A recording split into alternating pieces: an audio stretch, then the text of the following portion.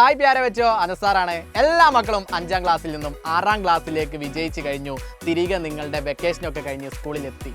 അടിപൊളിയായിട്ട് നിങ്ങൾ ഈ അധ്യയന വർഷം പുതിയ സ്കൂളിൽ ജോയിൻ ചെയ്ത മക്കളുണ്ടാകും. നിങ്ങൾ പഠിച്ച സ്കൂളിൽ തന്നെ മറ്റൊരു ക്ലാസ്സിലേക്ക് നിങ്ങൾ ജോയിൻ ചെയ്തു. അടിപൊളിയായിട്ട് ഇങ്ങനെ പോയിക്കൊണ്ടിരിക്കുന്നുണ്ട്. അപ്പോൾ ഈ അധ്യയന വർഷം നിങ്ങളുടെ മുന്നിലുള്ള ഏക പ്രയാസം ഉണ്ടായിരുന്നത് ടെക്സ്റ്റ് ബുക്ക് മാറിയിട്ടുണ്ട് എന്നുള്ളതാണ്. കഴിഞ്ഞ അധ്യയന വർഷം 5ാം ക്ലാസ്സിലേക്ക് വിജയിച്ച് വന്നപ്പോഴും നിങ്ങൾക്ക് ടെക്സ്റ്റ് ബുക്ക് മാറി. ഈ അധ്യയന വർഷം 6ാം ക്ലാസ്സിലേക്ക് എത്തിയപ്പോഴും നിങ്ങൾക്ക് ടെക്സ്റ്റ് ബുക്ക് മാറി. അപ്പം നിങ്ങൾ ഭാഗ്യവാന്മാരാണ് എന്ന് മാത്രം നിങ്ങൾ ചിന്തിച്ചാൽ മതി. പുതിയ ടെക്സ്റ്റ് ബുക്ക് നിങ്ങളാൽ തുടങ്ങാൻ കഴിയും എന്നുള്ള ആ ഒരു സന്തോഷം നിങ്ങളുടെ മുന്നിൽ ഉണ്ടാകണം. നിങ്ങൾ നെഗറ്റീവായിട്ട് ഒന്നും ചിന്തിക്കാതെ അടിപൊളിയായിട്ട് നിങ്ങൾ എന്ത് ചെയ്യണം, സന്തോഷത്തോടു കൂടി പുതിയ ടെക്സ്റ്റ് ബുക്കിനെ വരവേൽക്കണം. അപ്പോഴാണ് നിങ്ങൾക്ക് ഒരുപാട് മക്കൾ പറഞ്ഞിട്ടുണ്ട് കമൻറ്റ് ബോക്സിലൊക്കെ ടെക്സ്റ്റ് ബുക്ക് കിട്ടി എന്നൊക്കെ പറഞ്ഞു. അപ്പോൾ സാറിൻ്റെ വിഷയം ഹിന്ദിയാണ്. നല്ല അടിപൊളി ടെക്സ്റ്റ് പുസ്തകം തന്നെയാണ് ഈ അധ്യയന വർഷം നിങ്ങൾക്ക് വന്നിട്ടുള്ളത്.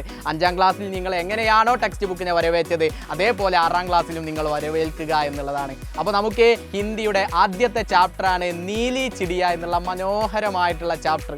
അടിപൊളിയാണ്, സെറ്റാണ്. അപ്പോൾ ചിടിയ എന്ന് പറയുമ്പോൾ എൻ്റെ മക്കളുടെ മനസ്സിലേക്ക് ഇങ്ങനെ വരും അല്ലേ, പറന്ന് വരുന്ന പക്ഷികളെ നിങ്ങൾക്ക് ഓർമ്മ വരും അല്ലേ. ഒരു പക്ഷിയെ കുറിച്ചിട്ട് പറയുന്നുണ്ട്. എങ്ങനത്തെ പക്ഷിയാണ് പറഞ്ഞിട്ടുള്ളത്? നീലി ചിടിയ, നീല പക്ഷിയെ കുറിച്ചാണ് പറഞ്ഞിട്ടുള്ളത്. അപ്പം നീലാകാശത്തിൽ നിന്ന് ഇറങ്ങി വന്ന നീലപ്പക്ഷിയെ കുറിച്ച് പറയുന്ന മനോഹരമായിട്ടുള്ള ഒരു കവിതയാണ് നമുക്ക് ആദ്യത്തെ ചാപ്റ്ററിൽ പഠിക്കാനുള്ളത്. വളരെ അടിപൊളിയായിട്ട് നമ്മൾ ഡിസ്കസ് ചെയ്ത് കഴിഞ്ഞു. സാറേ നിങ്ങൾ ഡിസ്കസ് ചെയ്തിട്ടില്ല, നുണ പറയുകയാണ്, ഞങ്ങൾക്ക് കിട്ടിയിട്ടില്ല എന്ന് എൻ്റെ ചില മക്കൾ പറയുന്നുണ്ടാകും. പക്ഷേ ചില മക്കൾ അത് കിട്ടിയിട്ടുണ്ട് എന്നും പറയും. അപ്പോൾ എവിടെ കിട്ടിയിട്ടുണ്ട്? നമ്മുടെ വജ്ര ബാച്ചിൽ വളരെ അടിപൊളിയായിട്ട് നമ്മൾ ഈ പാഠഭാഗം ഡിസ്കസ് ചെയ്തു എന്നുള്ളതാണ് ഏറ്റവും വലിയ പ്രത്യേകത. അപ്പോൾ ചില മക്കളുടെ മനസ്സിലുണ്ടാകും ഞങ്ങൾക്ക് ഇത് കിട്ടിയിട്ടില്ലല്ലോ എന്നുള്ളത്. പക്ഷേ കിട്ടിയിട്ടുണ്ട്. എവിടെയാണ് അടിപൊളിയായിട്ട് നമ്മൾ ഡിസ്കസ് ചെയ്തത്? വജ്ര ബാച്ചിൽ നമ്മൾ ഡിസ്കസ് ചെയ്തിട്ടുണ്ട്.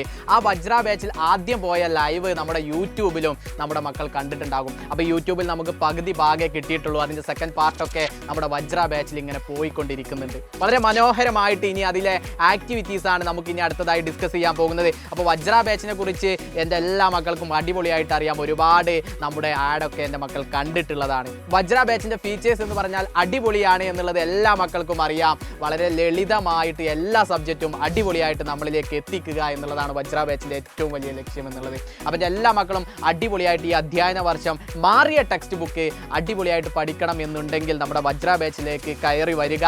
നമ്മളെല്ലാവരും അവിടെ വെയിറ്റിംഗ് ആണ് എന്നുള്ളത്. അപ്പോൾ ഇനി ഏതെങ്കിലും മക്കൾ ജോയിൻ ചെയ്യാത്തതുണ്ടെങ്കിൽ നമ്മുടെ ഈ താഴെ കാണുന്ന നമ്പറിൽ നിങ്ങൾ കോൺടാക്ട് ചെയ്ത് നിങ്ങളുടെ അഡ്മിഷൻ ഇന്ന് തന്നെ ഉറപ്പുവരുത്തുക എന്നുള്ളതാണ്. അപ്പം നീലപക്ഷിയുമായി ബന്ധപ്പെട്ടിട്ടുള്ള ചാപ്റ്ററോട് കൂടി കുലേ ദിൽസെ എന്ന് പറയുന്ന യൂണിറ്റാണ് ഒന്നാമത്തെ യൂണിറ്റ് ആയിട്ട് വരുന്നത്.